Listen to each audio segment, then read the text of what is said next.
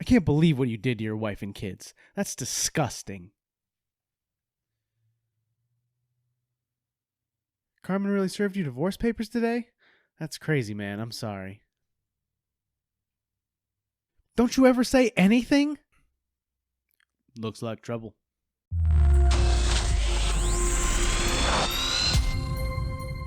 Welcome to Abandoned Save, where I highlight the good, not great games of the past. The ones that you probably forgot about and left that save in the dust. It's spooky month, so today we're going to be taking a look at a horror game series, and one that I've never played before now. The Suffering seems to be a series most people agree was good and overlooked, so what was it? Released on the PS2 and Xbox back in 2004, Surreal Software's The Suffering is an action horror game set in a prison off the coast of Maryland, featuring death row inmate Torque in his attempt to escape the island.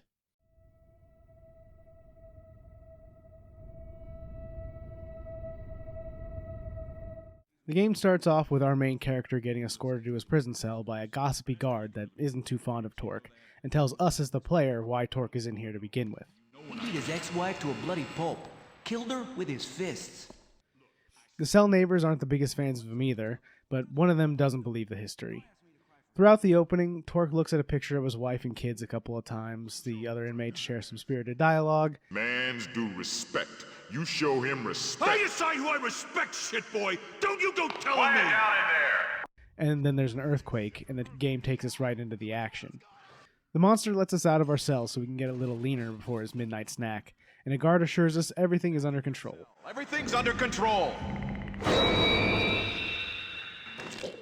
Torque is a man of action, and we walk over and collect a shiv from another inmate that has some nice photos to keep his spirits high pinned up in his cell. And then move the camera for the first time vertically, and, of course, this old game also has the vertical camera movement inverted. This is still a control scheme for serial... Oh, well, I guess it's kind of appropriate this time. Maybe I should have left it on. A creepy voice tells us it's been waiting for us, and we venture out into the prison where the guards are currently fighting for their lives, rather unsuccessfully. I found a Zombium bottle, which serves as a health pack, and this guard got shoved into a locker for being a nerd. As I was exploring, a phone rang as I walked past it, and you can actually answer it and hear Torque's deceased wife talk to him, telling him that the prison brings out the worst in people, and he needs to escape. Thanks, wife. I kinda thought I would stick around and hang out with the monsters, but now that you've told me to leave, I guess that does make more sense. You can view monitors throughout the prison to give you an idea of what's ahead, though they take a bit of time to load, and unless you really like to prepare, I found them not really worth the time to check out and started ignoring them pretty quickly. The first monster finally confronts us, and it's time to put the shiv we picked up into action. Torque swings it around with all the weight of a conductor's baton. There's hardly any feedback to the hits, and the monster goes down really fast. Killing one for the first time gives the archive entry for Slayers, and a cop busts through a door and threatens Torque. We then hear the voice of Torque's wife saying to give him a chance, and a demon voice telling us to kill him. Give him a chance. This is the introduction to the game's morality system. You'll be presented with choices throughout the game, and what you choose to do will affect the ending of the game. I choose to believe Torque was innocent and wouldn't kill an innocent guard, so I went with the good decision to help him. You can, of course, choose to be evil and kill him as well, and there is also the option to stay neutral and just ignore him. Once I've got the flashlight he wanted me to get, I work with him to move forward. He's kind of a jerk, but he's also in a terrifying situation, so I can't say I blame him too much. He seems to know some stuff about the island, but doesn't tell us much, besides making me look up the word Hooskow, and then we get a green pulse of Torque's wife Carmen telling us we did good. That is the confirmation for the morality system, telling me that I just got good boy points. I'll be trading those in for some tendies later. The cop immediately has an incident with some electricity, and I took his revolver. While checking out the morgue, I picked up a couple more health pills, and for some reason, Torque can see hallucinations of creepy stuff going on at the prison, and they come in the form of jump scares. Thinking I needed to shoot the power boxes here, I fired the gun for the first time, and it tells me reload is L2. These are some weird old controls. R1 to attack or fire a gun, L2 to reload, and R2 is jump and dodge roll, and they take some getting used to, but they aren't the worst I've seen. Another phone rings, and it's some kind of recording from an inmate. So the phones aren't just calls from Carmen, they also give you some backstory of people in the prison. Now capped on Zombium bottles at 9, I found a new one and started hitting buttons trying to use one so I could pick up the new one, and discovered that the square button puts you into first-person mode. While the game starts as a third-person affair, the entire game is actually playable in first-person as well. I tend to prefer third-person, especially for games like this, since you need to be able to see enemies behind you, so I flipped it back to third-person and left it there. The aiming reticle for guns is in the middle of the screen along with torque. Resident Evil 4 wouldn't come out until 2005 and changed the third-person shooting camera forever, and that did take some time to get used to as well, but while a bit less comfortable, it doesn't take long to get into. I shot this Slayer's head off, but he still came after me, and spawned a friend once he went down. Then I accidentally solved the puzzle while an inmate came over the radio to tell us the prisoners were in charge now. Torque sees a creature run past as you go through the now open door, and I encountered a cop stuck in a gas chamber. I still hadn't got a handle on how the morality system and choices worked yet though, and I saw a big yellow button that I really wanted to push. So I did, and Carmen yelled at me, telling me to think about what I do, and the cop was gassed. I tried to shut it off, but that's not an option. Sorry, guy. Just ahead, you get a vision of Torque's deceased son, and the creature that ran past appears again, along with some Slayers to fight. Then the gas chamber gets opened by the shadowy green figure from the morgue. A Slayer gives us an escape through the glass, and just look at how much health these Zombium bottles heal for.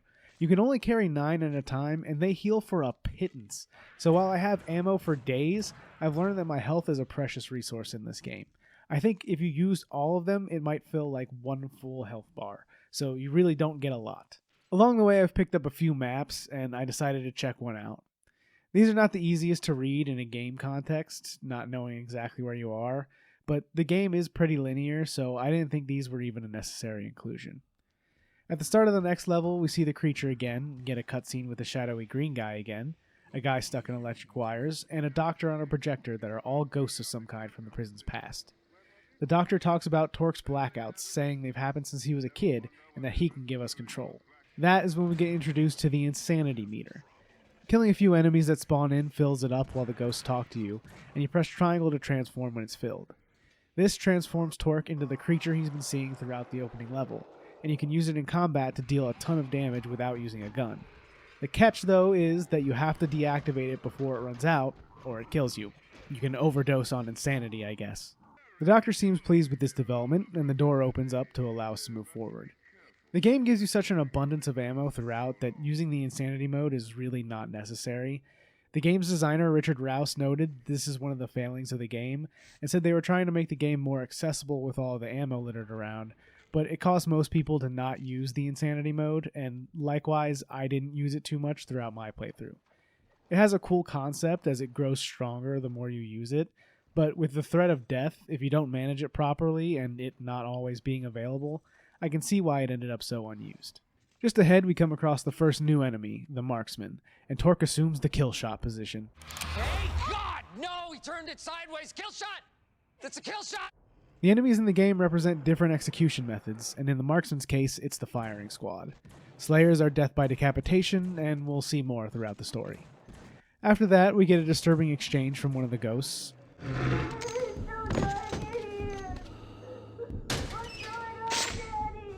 And become a carpenter. The doctor then blocks off a door ahead, and we see a speech from him showing what a wonderful man he was, or is, I guess. I suppose he's still around as a ghost. It may be incumbent upon the practitioner to take matters into his own hands, using whatever sharp-bladed objects he may have on his person. Lacerations to the body at strategic locations may... Then we run into one of Torque's old friends, Dallas, and I team up with him to secure some more good boy points.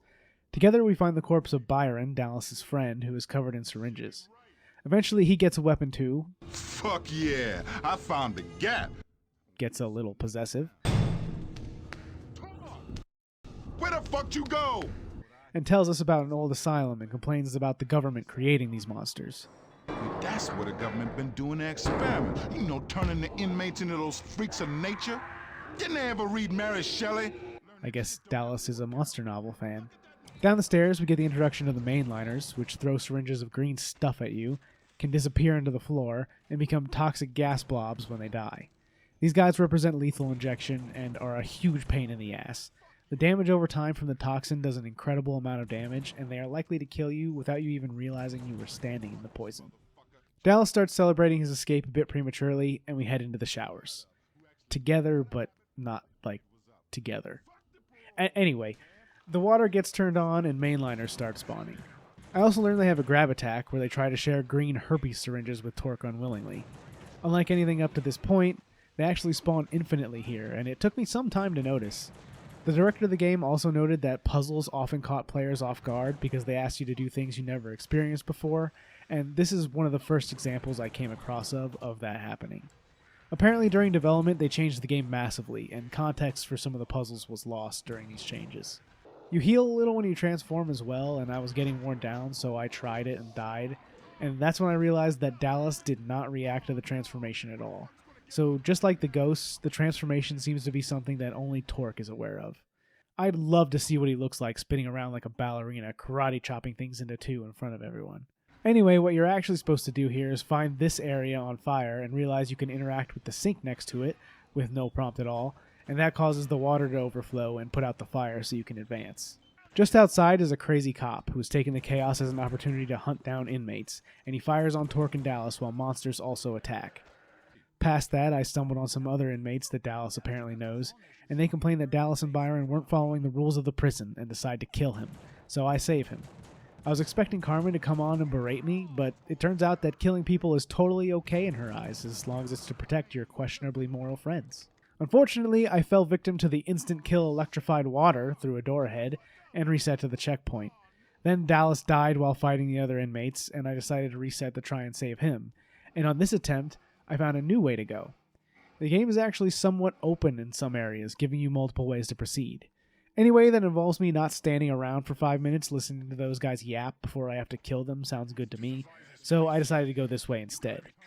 This leads to the crazy guard Hargrave, and Dallas and I took on the boss together, fighting corrupt cops to make our way into the lockdown room where Hargrave was bunkered up with a machine gun. Good thing he decided to hold up in a room that has a hole in the ceiling.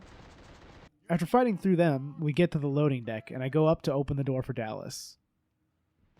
Well, I got good boy points, so he probably got out. Maybe.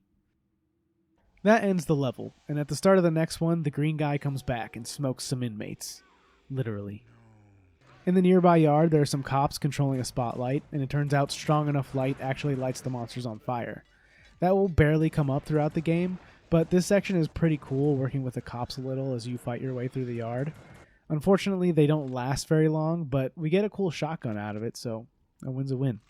I let some trapped prisoners out for some more karma and see a vision of Carmen in Visitation. After this, you have to press the button again to put the phone down, which was never the case before, so I didn't know. Bamboozled by my wife. Moving on, the doctor shows up and tells us he's going to test if we can think outside the box. It's another puzzle involving water, and this time you have to drag a vending machine over the drain to allow the water to rise high enough to get to the fire. I cannot believe that was actually the solution either. It was like putting the round piece into the square hole. That drain was not covered at all, but as we know, everything goes in the square hole.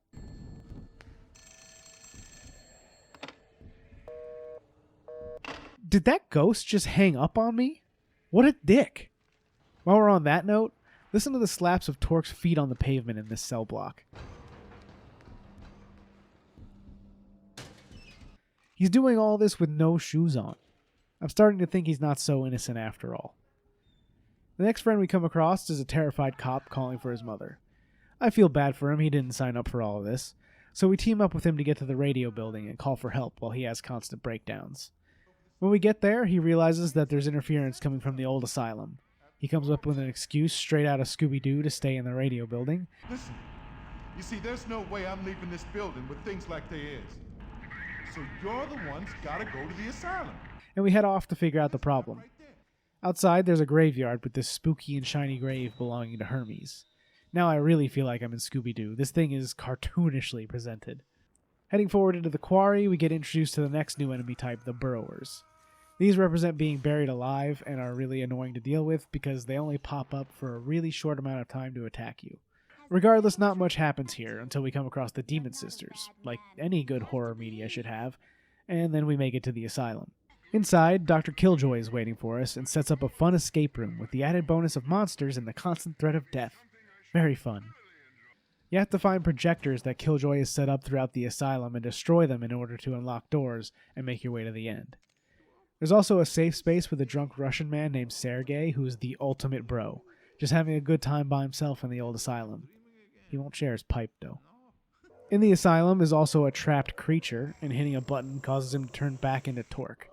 I believe the goal here was to show you that Torque is the only one that is aware of the transformation. The story in this game is told loosely, with notes that you can read to expand on it, but ain't nobody got time for that, so I'm not 100% sure of what that was for. This is a fun section to break up the action, though I did get stuck in it for a long time looking for a single projector that was hidden behind a wall. Once you get to the end, you meet up with Dr. Killjoy, who tells you about his invention that can rebirth the creatures. What that means, I have no idea, but he will infinitely spawn monsters while you locate and destroy projectors around the arena. Killjoy calls the projectors his immortality and takes off before you can finish him off. He lets you use the machine first though, and this gives you the rebirth power, which you hit the creature with to make it go away and escape the asylum. So I guess it does that. I'm not sure what that is still, but yeah, that's what it does. On our way out, we can hear a man screaming about burning the monsters. Once you catch up to him, you'll meet Clem.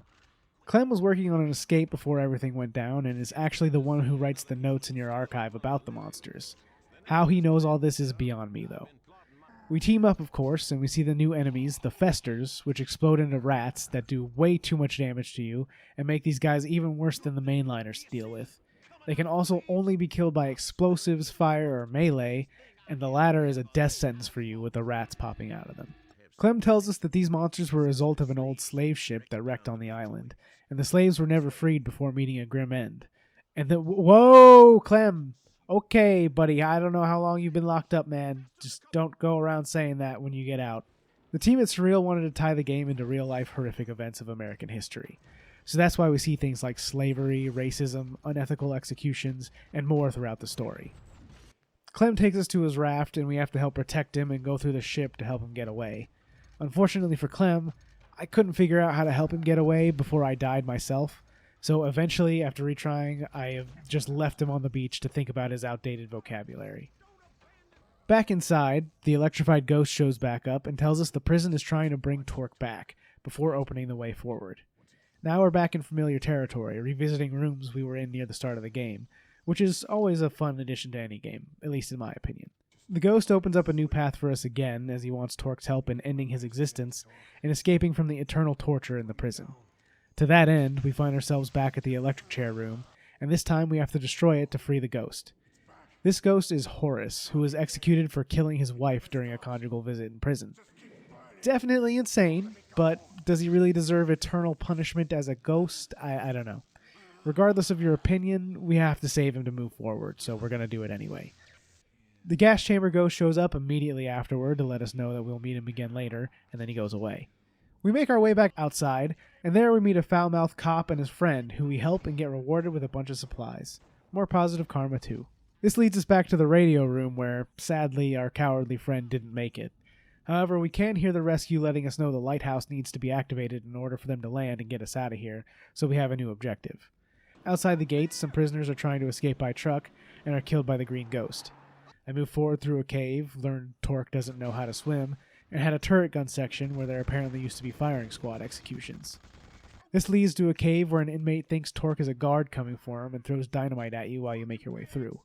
This is really annoying, and when you finally meet up with him, you have to be real compassionate to help him out still. Before that, though, there's another puzzle where you need to realize you need to shoot some explosive barrels to move on before another turret section, and once again the puzzle is really obscure. Anyway, I teamed up with Dynamite Man, and he tells Torque he knows all the shortcuts to get to the lighthouse, and it's immediately apparent that this was a good idea, because there are a lot of different paths, and he takes you right where you need to go. Being nice pays off. The green ghost shows up and kills him, though, and you start the boss fight against Hermes, the one who belongs to the Scooby-Doo coffin from earlier. You have to run around and shut off his poison all around the room, and then blast him with steam and throw him into the furnace in order to defeat him. Pretty easy to compare to some of the other stuff, but it did take me a few tries to realize what I needed to do. Escaping from there immediately introduces us to the evil sisters again, and they transform into fire demons that take a lot of damage, and then turn into ash, which you also need to destroy in order to defeat them. The fire does massive damage, so these things are absolutely brutal. Luckily, nearby is Ernesto, the cop from the beginning that took Torque in, and he will help you defeat them and make your way through the level. He clearly hates you, but while working with him, he slowly changes his tune. He takes you to a graveyard and you get the backstory of the Devil Sisters, which is essentially that they participated in the witch hunts in American history by falsely accusing people they didn't like of being a witch. Sounds like a normal little girl to me. My sister learned how to fake cry so she could get me in trouble as a kid. The lighthouse needs power to turn on, so you make your way to the generators to be able to. Before you go back to the lighthouse, Ernesto takes you over to a cave where you can find a part for the flamethrower. Early on, you get the instructions on how to build the flamethrower and have to find all the parts over the course of the game, and this is the final one. Sadly, I didn't realize this, and I missed one of the parts, so no flamethrower for me. I gotta hit up Elon Musk, I guess. We meet back up with Ernesto and turn the lighthouse on, then have to make it to the rendezvous. The way forward is blocked, and Horace thanks you for saving him by opening up the path. Some devil girls block the path, and you have to do another block the drain puzzle to move forward. While on the final road to the town with Ernesto, Festers showed up, and he decided the best place for him to stand was right next to them, and sadly, I accidentally killed him with a grenade. Thank you, Ernesto, for killing all those devil sisters with me. I will not forget you. Just ahead, we meet up with Dr. Killjoy again, and he tells us we will encounter something ahead, and he has a device that can cure Torque. This is the lead-in to the final boss fight. We go onto the docks and see visions of Torque's son speaking positively about Torque. We're officially locked into the good ending, and a creature appears. I tried to fight it man-to-man, creature to creature, and that was not a good idea. So I went in with a gun instead and took him out. After this, you trigger another cutscene of Torque's other son who forgives Torque, and this time we're fighting a human Torque. For some reason, hitting him causes Carmen to trigger with the negative karma warning. I'm not sure if it was a glitch or what that caused that, but it doesn't have any effect on the morality at this point, and I took him down. A final scene of Carmen plays where she tells us to face down our anger, and a giant monster appears with a person hanging out of its... we're just going to call that a belly button and pretend it doesn't look like something else. You can only hurt this thing with the rebirth machine like in the asylum by hitting it in the... Okay, the man dick. I don't know what else to call it. I'm sorry. This is a pretty long fight, but it's relatively easy to dodge. Just don't die, or you're starting the boss encounters all over again, which happened to me. When it finally goes down, your ending plays, and your morality actually determines Torque's backstory. In the good ending, the Colonel's men show up and kill Torque's family and frame him for the murders. Then a boat arrives for rescue and Torque boards it, while the guy piloting it tells you about how you're likely to get a retrial. In the neutral ending, Torque realizes he accidentally killed his wife in an argument, and then his son killed his brother and then himself. Absolutely brutal for an ending. When the guy on the boat shows up this time, Torque knocks him out and takes it for himself.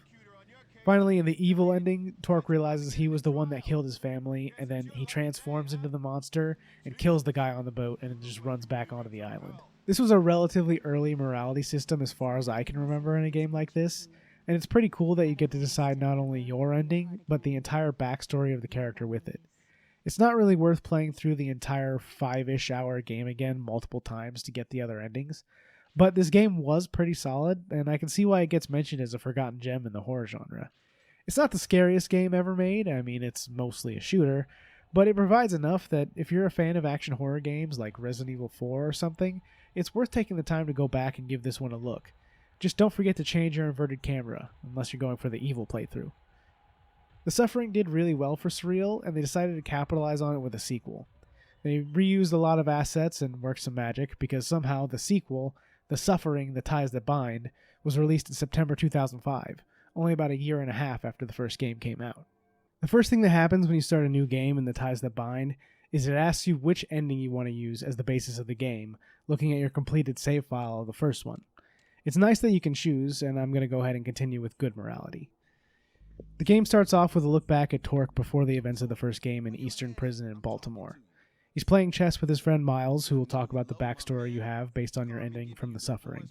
And of course, it gave me control, and I can once again confirm that the evil ending is the canon one, because it defaults to inverted vertical aiming again. Can't we please stop doing that? Anyway, Miles continues talking about Blackmore, which is now the name of the mysterious colonel from the good ending that set up Torque. Miles wants to help Torque find him, only problem is he doesn't know what he looks like. Looks like trouble. Oh my god, Torque just talked. I personally hate silent protagonists in games, and it doesn't make any sense to me that he went through everything that happened in the first Suffering game and didn't say a word to anyone, especially when people are talking at you and you're making the morality choice, especially if you're good and just don't defend yourself at all. So it's nice to hear him talk here, but don't get used to it. That's pretty much all he ever says. So after that, Blackmore shows up and his cronies threaten Torque and Miles. Blackmore is scarred up and he's voiced by Michael Clark Duncan, who does a pretty great job of voice acting throughout the game. While they're taking a beating, a riot breaks out. You pick up a shotgun and learn that you can now melee with the circle button, which was heal before. That's because when you pick up a zombie and bottle now, they heal you right away and you can't stock them up. On the one hand, that means the fights have to be balanced around not being able to heal at will. But on the other, that means there's less room for mistakes in combat. You make a mistake, you can't heal it. They do heal way more though. Blackmore gives us a call and we find another nerd in the locker, and then you get the first morality choice, which are back. Blackmore's men want you to kill an innocent guard, but I wait to see what they do and they kill him. After taking them out, a Slayer shows up, and this one's not taking any damage. It lets us go, and we get a glimpse of the first evil ghost for this new installment, a creepy guy that kills women. Isn't this supposed to be a flashback before we went to Cardane Island? Why are we getting visions of creepy ghosts? Regardless, some new fire enemies show up and leave, and we meet back up with Miles, who's helping us get out. I got forced to get beat up here, and that knocks me into the beast form for the first time. It has no limit here, but this is just the tutorial for it. Blackmore shows back up, and we cut to right as the first game ended. The guard that was driving the boat wakes Torque up, and lets us know we're meeting up with some authorities on the coast of Baltimore, but that's not who shows up to collect Torque. They aren't willing to talk to the guard at all, say that Torque is the Prime, and tie him down, saying someone named Jordan will want him awake. They take you into a building, and apparently Jordan is this woman dressed in white. She says the malefactors are her life's work, but before she can finish her speech, the area falls under attack. Now the monsters are attacking Baltimore, and that gives Torque a chance to make his escape. Not from prison this time, but from white women. Near some scientists, I picked up a melee weapon and a pistol, and get led further by visions of Carmen. The creepy ghost from the beginning is back, but we get stuck and are attacked by a beast. Then there's some loading, and we show up somewhere else entirely. What is going on here? We get to meet the creepy ghost up close and find a flashlight. Meanwhile, Torque continues to be plagued by visions. Carmen's disembodied voice tells us we have to get to Torque's apartment, so now we have a goal. Jordan and her minions are fucking blind, so we sneak past them and keep moving, crawling into the apartment through the window. Carmen directs us to the closet, where Torque picks up a letter from her, which she wrote when she gave Torque the divorce papers. Then Ghost Carmen blames Torque for negligence, and Torque goes around the room remembering the horrors of his past, before Dr. Killjoy makes an appearance on the TV. And I figure he's talking about morality, but this line comes off really weird from him. Fiend of many names. Certainly his moniker, the Colonel, is evocative, but personally, I prefer the name he more commonly uses. Blackmore. More black than what, might I ask? More black than even you? So it would seem. The monster attack on the city is ramping up now, and we need to move. These guys are using the attack to their advantage to attack someone else. So I saved him and was attacked by a Slayer for the first time. This time the monsters don't represent execution methods, but the horrors of modern crime. And the Slayers are here to represent knife crime, right where the men were holding that guy up with knives. I got my good boy points afterwards, and Dr. Killjoy shows back up and invites us to the Grand Theater to learn how to defeat Blackmore. Apparently just shooting him is not an option? Lots of questions to start this game off. Outside, we run into Torque's old neighbor Hajira, and so starts the first team up with an NPC. Somehow, Surreal managed to make running around Baltimore much creepier than the prison was to me, so I have to commend them for that. I just wanted to mention that here. While running around with Hajira, we learn about Gorgers from him, and get a glimpse of the past. These represent people in the Great Depression turning to cannibalism, and after taking them out, we part ways with Hajira, but not before we have this totally embarrassing exit. It's like if Batman tripped while he was sneaking away from Gordon. At this point, I realized that you can now only carry 2 weapons in the game, and I was thinking it was 1 melee weapon and 1 firearm, but it actually allows you to carry any 2 weapons you like. A pretty big change from Torque's hammer space pockets in the first game. We're back on the trail to the theater and fight off some arsonists. pretty self-explanatory there, but fire still does massive damage in this game, so it's harder than I was expecting, and I met my end for the first time. This game is much more fun than the first, of locking you into an arena until you take out some enemies to move forward. But once I got through, we sneak past Jordan again, with the stealth skills of a child sneaking a late-night snack.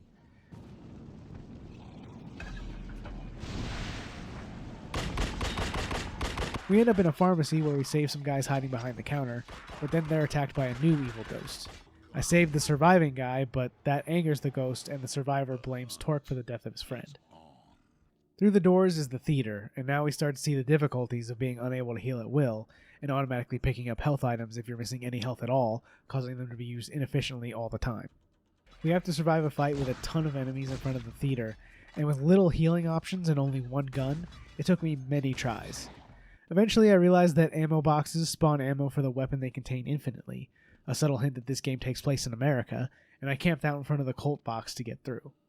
Once I finally made it into the theater, Killjoy started yapping again. He gets a little meta, and Blackmore shows up again too. We finally have access to the insanity meter, transform into the beast to learn its new attacks, and Blackmore leaves. Killjoy says the beast will do more to help us now than ever before. What he means is that there are now walls which Torque can destroy while in the beast form. How he does that when we know it's just a hallucination of his, I have no idea. Just treats the wall like a speed bag or something. Now we meet a junkie who has no idea what's going on, so of course I teamed up with him to get him where he needs to go. He thinks Torque is his father, and the whole thing is a bit uncomfortable, just like it probably would be in real life. While escorting him, a marksman representing gun crime makes cop pancakes, and I help the surviving ones avoid Mrs. Buttersworth. Once they get the good boy points, it also says attack upgraded. The physical form of your beast form is affected by your morality throughout the game, and the special attack is now upgraded based on your morality instead of how often you use it. Between that and the new walls, as well as the fact that letting the meter run out no longer kills Torque, it's clear Surreal wanted people to use the beast form more often in the sequel.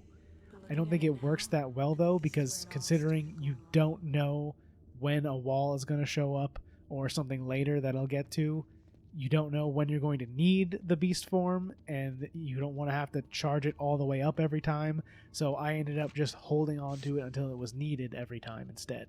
We find the place where Torque seemingly met Carmen, and we actually hear him talk again. It seems that Torque is also voiced by Michael Clark Duncan. I think by now some people have already figured out where this is going, but I won't spell it out yet. Jordan shows up again, but is attacked by the creepy ghost, so she takes off. Through the door nearby, Killjoy interrupts the game to talk for 20 minutes again, and this time he introduces us to enemy captains. That's what I was talking about earlier. These are stronger forms of the regular enemies, but they only take damage from the beast form. Another way to force the player to use it more. Afterwards, Killjoy tells us we should meet back up with Miles and sends us on our way. The sad realities of drug addiction play out before Torque, and that introduces the mainliners, who are pretty much the same as before. They represent drug abuse, of course. Outside is the first turret section of this game with marksmen, pretty much unchanged from the original, except now the guns can overheat, which is typical for things like this. On reaching the bar, we get a flashback of Torque killing a man that was talking shit about Carmen at the encouragement of Blackmore. Must be how Torque originally ended up in prison. Then back to reality, the actual Miles contacts Torque over the radio, and we go to meet up with him again. Some dogs also attack from the ghost that killed the man in the pharmacy earlier. Apparently he was a bounty hunter for runaway slaves. When the dogs are defeated, Miles says that he lost us for a bit over the radio. You have to solve a puzzle to move on from here, and I was defeated once again by the game being needlessly obscure about it. They called that a failure of the first game, but here it is again in the sequel. This time you have to know to shoot these barrels by this building to open a path forward, once Torque decides to grab the ledge. And of course I caught on fire at the top too, losing most of my health that I can't heal back. I did find a machine gun for the next part though, and now we're fighting monsters and the evil soldiers, who always drop some health when they die. At the end of the road, a giant monster tears a hole through the ground, and since we're in a horror game and not allowed to use our brains, that seems like the perfect place to go to move forward. I'll meet you below. You dig? Burrowers show up down here, and they represent the workers who died working on the city's underground pathways. The soldiers attack again here in the underground, and I was bamboozled for the second time by an exploding door. I fight through them and hit some breakers to open up the next area, and... okay. Miles' voice had Torque weak at the knees, I guess. Time to do all that again. Now that we're through, we meet up with Miles, who's attacked by the slaver, who then attacks us with his dogs. Once we get past him, we meet the creeper again, and then find a woman trapped by the soldiers and save her. This woman is Consuela, Ernesto's wife, who wants to get to Carnate to save her husband. Hate to break it to you, lady, but for some reason I have a feeling you're going to find him with a couple pieces of grenade shrapnel in him. The game loads us up on our choice of weapons. Consuela knows how to shoot. To know how to defend myself, and he trained me how to shoot. Oh, yes. And Blackmore has us trapped with our new weaponry. In the ensuing fight, I accidentally gave her the same fate as her husband, but this time I wasn't miles ahead of a checkpoint, so I loaded it back up to save her. Consuela must live for me to feel better about Ernesto. So of course, I took a grenade launcher this time and did the same thing. Maybe it was meant to be. But no, I went ahead and reloaded again, mostly because it was downgrading my beast form every time I accidentally killed her, if I'm honest. Once we finally got through alive, she gets attacked by the creeper, but I saved her again and we make our way out onto the docks. I get a boat down for her after fighting some soldiers and send her off to be disappointed. Then you get stuck by a barrier and some more guys attack you, but Jordan comes to the rescue in a truck. That seems weird, but okay, sure. She tells us that Blackmore took charge of her men and she's on the run too. So now we're in a shooting gallery in the back of her truck on a turret. On the way, she tells us that Blackmore is in Eastern Prison where the game started, and she wants to help us get there to take him out. After getting conveniently separated, the creeper shows his ugly face again, and he's Australian. It's for yourself. And you better stop hanging out with that other fucking cunt. Luckily, we climb back up, and Jordan meets back up with us to continue the shooting gallery. Interestingly, when I died, the dialogue Jordan had was, "You said this wouldn't happen." Another hint at what's really going on. The giant worm monster knocks us off our chariot, and we're separated from Jordan again, but at least it was right in front of the prison. Sneaking in, we're confronted with the suppressor enemies, which are special response guards that only have their upper half and do a ton of damage if they spot you with their headlamps. They've left this guard on his last legs, which has some interesting things to say when he sees Torque. I mean, lots of bugs in Eastern, but you the buggiest I ever seen. The things you did in here. I mean, you sure made your mark. But why would you hire somebody to... Blackmore attacks us with his Pokemon again, and I got a taste of my own medicine with the grenade launcher. Twice. I have good karma, man. Miles gets back in contact with us over the radio and says to see him in cell block E, and he is not very happy with Torque for some reason. Just after that, we meet up with the warden trying to get control of the prison again, and he asks you for help. It's too bad that he's a moron, and when I was confronted with a door that I had to explode open as a puzzle, he refused to leave the boom room, so he didn't last long. I'm pretty sure that was right before where he was supposed to leave you too, because I got attacked by some cops in the next area that he probably could have talked down for me. Then we meet up with some prisoners who are working together to survive, and I get some more good karma for protecting them and helping the survivor lock himself up in a cell for safety. Not sure that's such a good idea, but what do I know? I only survived this twice at this point. Now it's time to meet up with Miles, and he is still very upset. But then we have a blackout, and Miles is dead, and Blackmore wants us to follow him. We find ourselves in solitary now, where the last new enemy, the isolationists, show up. They're just solitary inmates, but they're big and beefy, and they do loads of damage. Killjoy shows up again and says that Miles was close to having a breakthrough with Torque, but presenting the mind with harsh reality isn't enough for some. You have to know what the twist is by this point, but we're getting there. Blackmore invites Torque down to a drowning pool beneath the prison, and on the way there we meet up with a soldier who is tired of the chaos and wants to help. He gets trapped in some fire by an arsonist captain, and I didn't realize that you're supposed to shoot a fire extinguisher that he's standing right next to and could have easily shot himself, or just picked up and used to free himself before he dies from the fire. I died during the fight anyway, and on the second chance I did free him, but he had a little mishap with an explosive barrel that someone definitely not named Torque shot, and didn't survive the fight anyway. Eventually we get attacked by Jordan in a helicopter, who tells us that she was never betrayed by her men, so she was just killing them for sport earlier. She also calls the driving section a romantic drive. She's just living this whole thing up. The helicopter is a boss fight with no obvious tell that you're doing damage, but it does slowly go down with bullets, and there are a lot in the area. Once you take it down, she survives and comes after Torque on foot, where I finished her off with my signature move, explosions. This ends in a turret section with the gun she was using for like 2 seconds too. I'm not really sure why that was needed, but coming out of that battle takes us up to the showdown with the worm, which you use a mounted grenade launcher for. You're supposed to hop on and off the launcher to dodge its attacks, but there's infinite health available, so I just stood and delivered. I died a couple times that way, but it has so much health that I didn't have the patience to dodge it and keep doing this over and over. Once you clear out the enemies that spawn afterwards, you have to do something that I didn't think was obvious at all, and jump into the giant death hole it created that was on fire 5 seconds ago. This lands you in the drowning pool, and a kiddie pool of gunk is all it takes to survive the fall.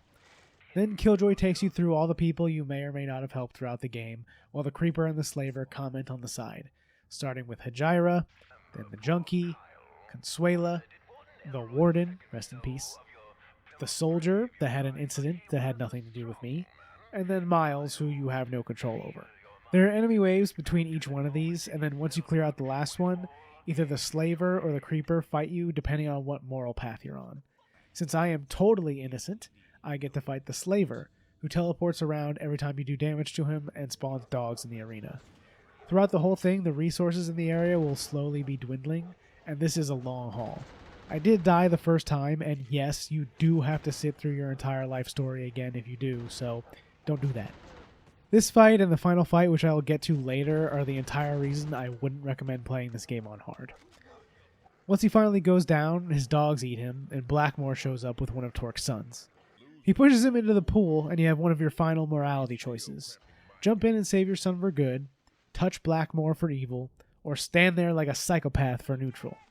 I jumped in to save the child, and then you appear somewhere else in front of Rance Truman, the guy that's been writing the loading screen notes. He gives you the backstories of the Slaver, the Creeper, and some other characters, and then you can move on at any point. Blackmore is egging Torque on to return to his original home, which was a foster home in Blackmore, and where the final showdown will happen. Blackmore says this is where we both got started, and once you get inside, you get this scene. Hey there, my little one. Come over here. Come on now. I have to educate you. Do you know what you want to be when you grow up? Happy. Happy's not good enough. You've got to be a player. Then people respect you. You understand the difference? I don't know. That's okay, my little one. I've got years to teach you. Talking to? Nobody. Blackmore name drops the title of the game and finally explains the obvious twist. Of course, he was never real, and it was all a split personality that Torque created to help him get through the harsh upbringing in an inner-city Baltimore foster home. It explains all the weirdness leading up to this, but they laid it on so thick towards the middle of the game that I feel like there's no way you could get here without figuring it out unless you just weren't paying attention. Thus starts the final boss fight versus Blackmore over your body. Blackmore can only be hurt by your beast form, and since I had a few oopsies with some of the people leading up to here, I never was able to max out my super move, so all I have is the gun super. It appears that Blackmore does not take damage from that one, though, for whatever reason, so the only option at my disposal was to hit him with the regular attack. You get one hit before he teleports somewhere else, so you can only get a few hits on him each time you transform. Meanwhile, he infinitely spawns enemy captains that allow you to refill your insanity meter. I didn't realize for a while, but there's also infinite health in the room that alternates spawn points between a few different spots. But you're definitely meant to have not been completely neutral, because this went on so long to the point where it became funny, started to piss me off, back to funny, and then had me wondering if it was glitched. How many times do you think you have to hit Blackmore to finish him with the regular attack? And since you can save the game at any time, and this is extremely difficult, I started saving after every successful hit so I could keep making progress. So let's count, shall we? Shit.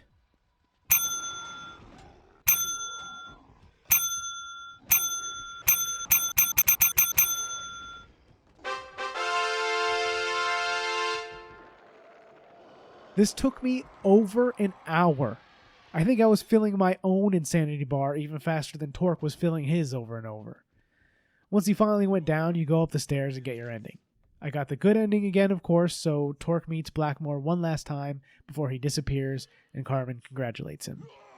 To go into the other endings and how the morality system changes the game a bit, some cutscenes can change depending on what your morality is.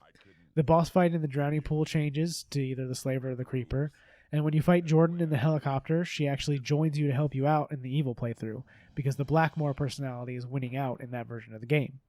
For the neutral ending, no one personality can win, and it kind of ends without a real conclusion. Definitely the least interesting of the three. And finally, in the bad ending, Blackmore wins out, and if you manage to keep Jordan alive when she was helping you, she asks him if Torque is gone for good, to which he says he is, and they share a kiss. That one feels a little forced, but I suppose I get it. In the end, the second game had a lot more going on for its story, but I don't think it was as interesting as the first. People seem to agree back when it came out too, because it didn't do nearly as well as the first game, and the series was shelved there. These two games were also published by the struggling Midway, and so of course, just like Spy Hunter before, they tried to cobble a movie together to make some more money with this franchise, but this one was partnered with MTV Films, and it never went anywhere. I can definitely say if you're a fan of action horror games and don't mind playing something a bit older though, the first game is one you shouldn't miss, especially if you want to see the other endings for yourself. As for the second game, it's not bad, but it doesn't have that much more to offer over the first. Reviewers complained about that when it came out too, but honestly, with it releasing only a year and a half after the first, I don't see how it would have been possible to change it up much more than they already did. And stay away from hard difficulty unless you have saint-like patience, because the ending sections of these games are too brutal. If you played these games in the past or are interested in checking them out now, let me know in the comments, and subscribe to be notified when the next video drops. Until then, have a great Halloween, and if you get into a scary situation, just remember Torque's words. Looks like trouble.